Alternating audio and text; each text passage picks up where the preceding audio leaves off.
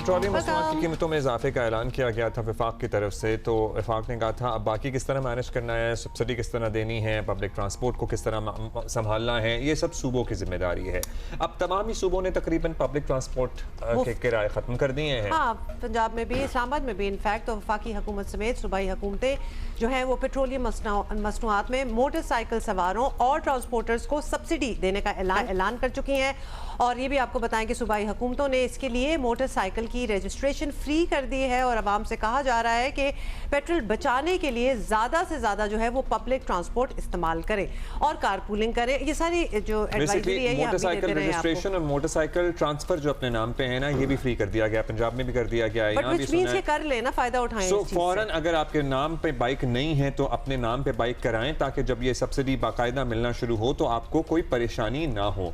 फिर car pooling यार, ये तो कर लें, मतलब ये तो कर लेनी चाहिए थी। और अगर हुकूमत क्या कहेगी ये तो हम सब बैठ के आपस में सोचें, सोशल मीडिया पे भी प्रमोट करें।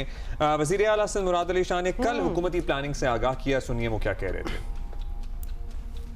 जो लोग पब्लिक ट्रांसपोर्ट इस्तेमाल करते हैं उनके किरायों में इजाफा नहीं होना चाहिए, और जो गरीब तरीन तबका है जो पब्लिक ट्रांसपोर्ट इस्तेमाल करता है उनकी खातिर हम कहीं नुकसान होगा तो वो भी उठाएंगे, लेकिन किराए जो 28 फरवरी से पहले नाफिज थे जो कि नोटिफाइड हैं उसमें इजाफा नहीं करें। इनसे वादा किया है कि आपका जो भी खर्चा होगा, हम एक एक बस पे तो नहीं जा सकते, लेकिन जनरली बसों पे जो शहर के अंदर चलती हैं, जो इंटरसिटी चलती हैं, उनकी जो फ्यूल कंजम्पशन है उसके हिसाब से जो इनका खर्चा हो रहा है डीजल की कीमत बढ़ने की वजह से, वो हुकूमत सिंध पूरा करेगी। तो मैं ज्यादा डिटेल में नहीं जाता, कल भी मैंने बताया था इस पूरी जो एक्साइज का तरीका कुछ ऐसा है कि बस को 1 लाख रुपया थ्रू द फेडरल गवर्नमेंट सूबाई हुकूमतें सब्सिडी दे रही हैं हर रजिस्टर्ड बस को, तो लाख रुपया उधर से आएगा। उसके अलावा लाख रुपया उसे अगर वफाक के थ्रू हम दे रहे हैं, वो भी सूबे दे रहे हैं, तो 2 लाख रुपए सूबाई, जो भी डिफरेंट नंबर होंगे। अगर कम चलती है गाड़ी तो कम मिलेगा, ज्यादा चलती है तो ज्यादा मिलेगा। हम एक एक गाड़ी का हिसाब नहीं लगा सकेंगे, लेकिन रूट के हिसाब से हिसाब जरूर लगा लें। इस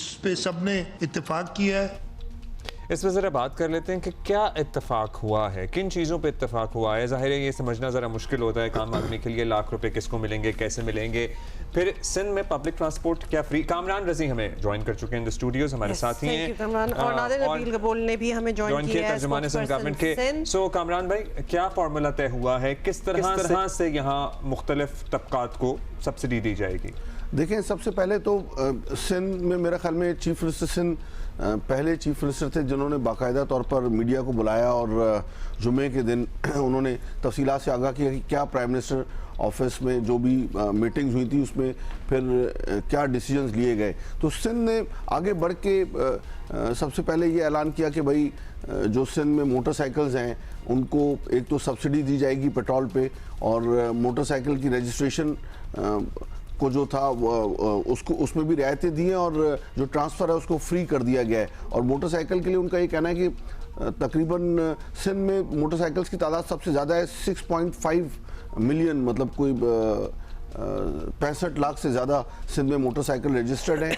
उसके लिए अभी एक एप्लीकेशन बना रहा है महकमा एक्साइज एंड टैक्सेशन, और एक टेलीफोन हेल्पलाइन भी शुरू कर रहे हैं कि लोग उस पर अपना रजिस्टर करें। एप्लीकेशन बन रही है अभी, एप्लीकेशन शायद आज अनाउंस हो जाए या एक आध दिन में अनाउंस हो जाए। हम अभी पता कर लेते हैं। नादिर, आप भी हमारे साथ हैं, वेलकम। ये एप्लीकेशन की जो बात हो रही है, बिकॉज ऑब्वियसली ऐलान कर दिया गया है तो सब्सिडी भी मिलने वाली है, एप्लीकेशन अभी नहीं है।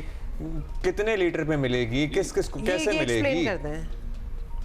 जी, थैंक यू वेरी मच। बिल्कुल, जो कामरान भाई ने काफ़ी सारी डिटेल्स ऑलरेडी ले आउट कर लिए, एंड बिल्कुल उन्होंने दुरुस्त फरमाया है कि एप्लीकेशन पे काम बहुत तेज़ी से जारी है और with in a couple of days इंशाल्लाह उसको लॉन्च कर दिया जाएगा। और जितने भी रजिस्टर्ड मोटरसाइकिल यूज़र्स हैं सिंध सूबे के अंदर, उनको फ़ी motorcycle owner 2000 rupees direct bank transfer के थ्रू मिलेगा। ये जैसे ही ऐप लॉन्च हो जाएगा इंशाल्लाह, जो हमारे सिंध गवर्नमेंट के जो वेरियस सोशल मीडिया हैंडल्स हैं एंड मीडिया के थ्रू तमाम जो सार्फिन है उन तक इसकी जो इन्फॉर्मेशन है वो फैलाई जाएगी।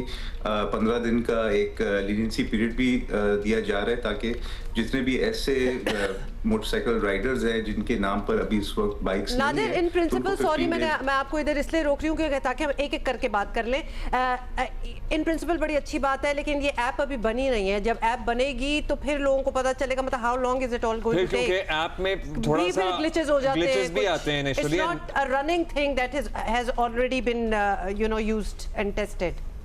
जी देखिए, एग्जैक्टली इन प्रिंसिपल तो ऑलरेडी डिसाइड हो गया है कि इसी महीने अप्रैल से 2,000 रुपए मिलना शुरू हो जाएंगे। तो बेशक अगर इस ऐप को कुछ दिन ज़्यादा लग जाते हैं और जो ग्लिचेस भी बिल्कुल आते हैं टेक्नोलॉजी के अंदर, तो उससे जो एंड इफेक्ट है वो चेंज नहीं होगा। 2,000 रुपए अप्रैल के महीने के भी मिलेंगे। सो पर महीना बिफोर द मंथ एंड्स पर महीना 2,000 रुपए हर मोटरसाइकिल सवार को मिलेंगे, राइट? एग्जैक्टली बिकॉज हम नहीं चाह रहे थे कि पंप पे जाए, वहां पे कंफ्यूजन फैलाई जाए, एक हैसल हो वहां पे। आपको डायरेक्ट बैंक ट्रांसफर के थ्रू आप वो जो ऐप होगा, ऐप के अंदर अपना आप बैंक अकाउंट डिटेल्स डालेंगे, अपना जो रजिस्ट्रेशन मोटरसाइकिल का रजिस्ट्रेशन नंबर है वो डालेंगे, शनाख्ती कार्ड नंबर डालेंगे और फिर डायरेक्टली आपको सिंध गवर्नमेंट की तरफ से आपके बैंक अकाउंट में ही आपको पैसे आ जाएंगे। Basically direct cash transfer program है। Cash transfer. अच्छा, ये एग्रीकल्चर का क्या कर रहे हैं? क्योंकि जाहिर है हमारा डीजल की सबसे ज्यादा खपत एग्रीकल्चर सेक्टर में है। कोई एकड़ेज तय की गई है कि कितने एकड़ से कम फार्मर को फायदा होगा? वो उन्होंने बताया था चीफ मिनिस्टर ने कि जो 25 एकड़ से कम अराजी रखने वाले जो काश्तकार हैं या जो किसान हैं उनको 1,500 रुपए पर एकड़ सिंध गवर्नमेंट की तरफ से दिया जाएगा। उसका भी रिकॉर्ड ऑलरेडी सिंध गवर्नमेंट के पास बड़ी हद तक मौजूद है, क्योंकि एक हारी कार्ड इंट्रोड्यूस कराया गया था जिसमें जो कम जमीन रखने वाले सारे लोग तो हारी कार्ड पे नहीं होंगे। एक बड़ी तादाद उनकी है और फिर अब इस स्कीम के तहत मजीद लोग भी कराएंगे। और जहां तक वो अभी एप्लीकेशन की बात हो रही थी, तो उस एप्लीकेशन में हुकूमत ने डिसाइड किया कि हमने अप्रैल के महीने में देना है, 20 वर्किंग डेज हैं और 100 रुपए पर लीटर अगर एक दिन इस्तेमाल होगा तो 2,000 रुपए अगर वो एक हफ्ते बाद भी कोई उसको रजिस्टर्ड कराता है तो हो जाएगी। इसके अलावा एक एक्साइज एंड टैक्सेशन के लिए उन्होंने बताया कि उसके सैटरडे और संडे को ऑफिस खुले रहेंगे, फ्री ट्रांसफर करेंगे। और अब ये पहले कितना टाइम लगता था ये रजिस्ट्रेशन वगैरह कराने में और अब ये मुफ्त हो गया? मतलब आप एंटिसिपेट क्या कर रहे हैं? और दूसरा, रश तो लगेगा ना, सैटरडे संडे भी कर ले तो तब भी रश लगेगा, तो ये हैंडल कर पाएंगे? ये नहीं, देखिए अभी देखिए पिछले 1-2 साल से जिस तरह से चल रहा था, जब शर्जील मेमन एक्साइज के मिनिस्टर बने और उन्होंने काफ़ी जो डिजिटलाइजेशन है इस डिपार्टमेंट में वो की और उसको फिर वो कंटिन्यू चलता रहा। उसमें ये हुआ था बहुत बड़ी तादाद नंबर प्लेट्स की वजह से या स्मार्ट कार्ड की वजह से उन्होंने अपने नाम ट्रांसफ़र कराए थे। और फिर अब अगरचे पाबंदी है कि जो सेलर है उसका लाजमी मौजूद होना ज़रूरी है अगर वो अपनी गाड़ी ट्रांसफ़र किसी नए नाम पर होनी है तो, लेकिन वो उसमें भी बताया ये जा रहा है कि एक्साइज एंड टैक्सेशन की तरफ से ये रिलैक्सेशन दी जा रही है कि मोटरसाइकिलिस्ट जो हैं उनमें सेलर की पाबंदी कुछ दिन के लिए, 2 हफ्ते के लिए, 3 हफ्ते के लिए। अच्छा, अब नादिर एक सवाल हमारे जहन में ये आता है कि एक घर में मोटरसाइकिल भी होती है, गाड़ी भी होती है, या फिर लोग मिसयूज ना करें कि जी अपने किसी स्टाफ के नाम मोटरसाइकिल ट्रांसफर करा लें। ये भी होता है ना कि गाड़ी, या फिर if I have a car and a bike, am I eligible for that subsidy? जी बिल्कुल, as long as you have a registered motorcycle under your name, you will get that subsidy। अब unfortunately जाहिर सी बात है loopholes हर system में होते हैं और अच्छे से अच्छे सिस्टम में और प्रोग्राम्स में और स्कीमों में गवर्नमेंट के होते हैं, बट बिकॉज इस वक्त इमरजेंसी एक सिचुएशन है और हम चाह रहे हैं गवर्नमेंट के जो सबसे निचले से निचला तबका है उसको मैक्सिमम फ़ायदा मिले।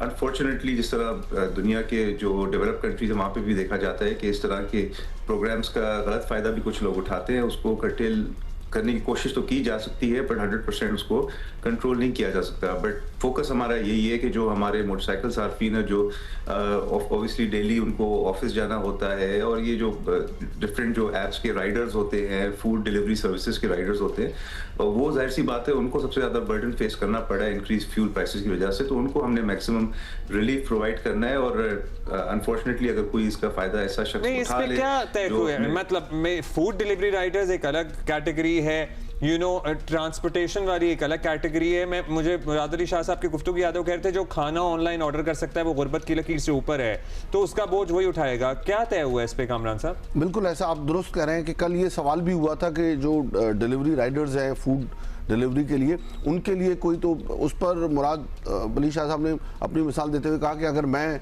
कोई खाना ऑर्डर करता हूँ, ऑनलाइन खाना मंगाऊंगा तो मैं अफोर्ड कर सकता हूँ तो उसका बोझ फिर मैं खुद उठाऊंगा। वो अगर उन्होंने मिसाल देते हुए कहा कि अगर वो पहले डिलीवरी राइडर पे सब्सिडी नहीं होगी, उनको वही 2,000 रुपए मिलेंगे जो सारे सबको मिलेंगे, उससे ज्यादा कोई नहीं मिलेगा। पब्लिक ट्रांसपोर्ट का क्या करेंगे? वैसे तो जाहिर है कमी है, लेकिन ओवरऑल ये जो या फिर गुड्स ट्रांसपोर्ट है, जो बसों को 1 लाख रुपए देने की बात हो रही थी, उसका क्या फॉर्मूला है? नबील आप बताएंगे।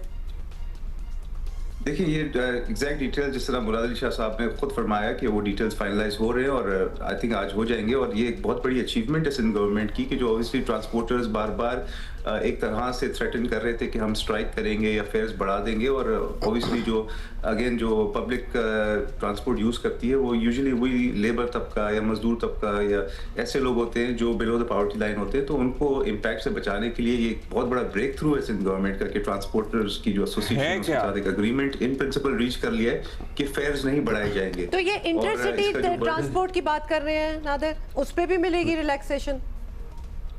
जी, ये अलग अलग राउट्स के हिसाब से ये डिटेल्स फाइनलाइज किए जा रहे हैं। अगेन ये कामरान साहब बताएंगे हमें जी। देखिए दो कैटेगरीज हैं ट्रांसपोर्ट में हमारे यहाँ। एक तो गुड्स या जो पेट्रोल डीजल या एडिबल ऑयल की कैटेगरी है जो इंटर प्रोविंस चलती है, और दूसरी कैटेगरी है पब्लिक ट्रांसपोर्ट है जिसमें बसेस में कराची में या सिंध के दीगर जो अजला हैं वहाँ पर इस्तेमाल होती है। जो वो कैटेगरी है जो इंटर प्रोविंस चलती है जिसमें ऑयल टैंकर्स हैं, जिसमें एडिबल ऑयल है या जिसमें गुड्स ट्रांसपोर्ट है, कंटेनर्स वगैरह जो लेके जाते हैं, उनके लिए ये तय हुआ है कि फेडरल गवर्नमेंट उनको 1 लाख रुपए देगी हर ट्रांसपोर्टर को, ताकि वो ये जो डीजल का फ़र्क है, क्योंकि सिंध गवर्नमेंट का ये कहना है कि हम अंदाज़ा ही नहीं लगा सकते कि उन्होंने कितना ट्रैवल किया और उनको हम क्या सब्सिडी दे सकते हैं। और जहाँ तक बात आई बसेस की, तो कल सारे जो ट्रांसपोर्ट तंजीमें थी, कराची ट्रांसपोर्ट इत्तेहाद समेत जितनी भी बस ओनर्स की तंजीमें हैं या एयर कंडीशन बस ओनर्स हैं या मिनी बस ओनर्स की तंजीमें, वो तमाम की मीटिंग हुई थी चीफ मिनिस्टर हाउस में, जिसमें जो सूबाई मिनिस्टर्स थे कंसर्न वो भी मौजूद थे, मेयर कराची मौजूद थे, चीफ सेक्रेटरी मौजूद थे, और उसमें ये फैसला हुआ कि किराए नहीं बढ़ाए जाएंगे।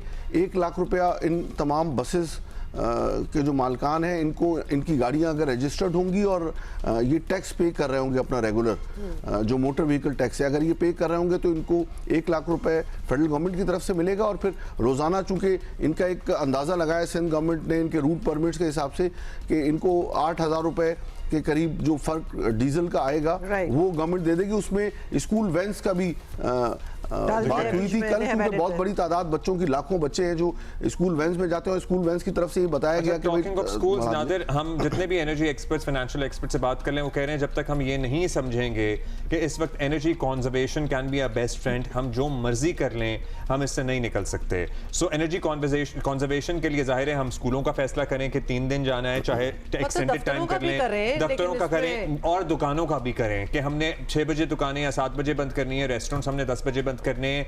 हम क्या इन फैसलों पर भी गौर कर रहे हैं? और Nadir, sorry, we have to edit here, जो ताकतवर तबका है, जो which can actually make a difference, जो ताजिर हैं, जो आपकी बात नहीं सुनते बाय द वे, उनको आप माइल कर लेंगे? कुछ सोचा है इस बारे में? देखिए अगेन मुराद अली शाह साहब ने कल खुद बताया कि ये चीज़ें अंडर कंसिडरेशन है, फाइनलाइज नहीं की जा रही है। अगेन रेजिस्टेंस बहुत मिलती है हमें ताजर बरादरी से और जो शॉप ओनर्स हैं उनकी तरफ से, तो hopefully we will reach an agreement and conservation बिल्कुल। बल्कि मैं एक चीज़ पॉइंट आउट करना चाहता हूँ that I used to live in America. वहाँ पे तो इनकरेज किया जाता है कार पूल्स को, 2+3 या 3+4 पर्सनस को, और यहाँ पे भी I think we need to change the culture कि instead of going in your own individual cars, जितने भी लोग हैं जो सिमिलर एरियाज में रहते हैं और सिमिलर प्लेसेस डेस्टिनेशंस पे जाते हैं, तो एक कल्चर के अंदर इस चीज़ को इनकलकेट करने की ज़रूरत है कि कार पूल्स को तरजीह दी जाए। इसमें ना सिर्फ जो इंडिविजुअल सार्फिन है उनका फायदा है, बल्कि ऑब्वियसली कंजर्वेशन की वजह से पूरे माशरे और लंबे चौड़े जो मोटरकेड्स हैं ना, मोटरकैड वो भी खुदा का वास्ता मोटरकैड्स जी बहुत कम किए हैं। वो तो खुद मुराद अली शाह साहब के सामने उस वक्त 3 वज़रा साहिबान बैठे थे, गालिबन नासिर शाह साहब, शर्जील मेमन साहब, और इन सब की जो जाहिर सी बात है इन्होंने वॉलंटरली अपना जो एक मोटरकेड होता है वो कम किया है। अपनी जो गाड़ियां हैं उनके अंदर जाहिर सी बात है फ्यूल कंजर्वेशन मेजर्स ले रहे हैं। What are the decisions which are likely to be made regarding the energy and fuel conservation? देखें ये इस जो लॉकडाउन है उस पर भी हमारी बात हुई थी, तो चीफ मिनिस्टर सिंध का कहना था कि उन्होंने इस्लामाबाद में ये इशू उठा था तमाम प्रोविंसेस की जानिब से, लेकिन मुराद शाह साहब का कहना है कि उन्होंने ये मौक़िफ़ इख्तियार किया था कि कराची की डायनेमिक्स सूबे के दीगर हिस्सों से ज़्यादा मुख्तलिफ है। यहाँ पर लेट आवर्स में लोग अपना बिजनेस भी स्टार्ट होता है और फिर शाम के वक्त में चूंकि रेस्टोरेंट्स भी खुली होती हैं, बाजार भी थोड़ा लेट खुलते हैं, तो उन्होंने कहा कि वो नहीं चाहेंगे कि कराची का मतलब दूसरे मानों में ये हमें जो समझ आया कि वो नहीं चाहेंगे कि इसकी वजह से कोई ऐसी सख्तियां हो, हुकूमत खुद सब्सिडी देने वाली तो हमें तब्दील मतलब हम 1 बजे तक दुकान नहीं खोलें और उसके बाद रात 10 बजे बंद करें ना, हम अपनी सेहत का ख्याल रखें ना, बीवी बच्चों को वक्त दें। सो ये we need to change this, we need a cultural change. Yes, absolutely. और मेरा नहीं ख्याल कि we can sit on the fact कि हम खुद ही से कर लेंगे, थोड़ी सी सख्ती होगी तो होगा, वरना हम वो लोग नहीं है जो हम खुद ही कारपूल करना स्टार्ट हो जाए। वो तो हमने लॉकडाउन में देख लिया कि कई महीने तक होता रहा, लेकिन उसके बाद फिर दोबारा जब पाबंदी होती है ना, तो जहाँ शादियां हमने सारा बचपन 2-2 बजे रात में खत्म किए, वहाँ 10 बजे खत्म हो जाती हैं। अब हमारी अपनी भी खत्म हुई, जब पाबंदी होती है तो फिर होती है। Okay, so that's all the time we have. Nadir, thank you for being with us, and Kamran bhai, thank you. बहुत शुक्रिया।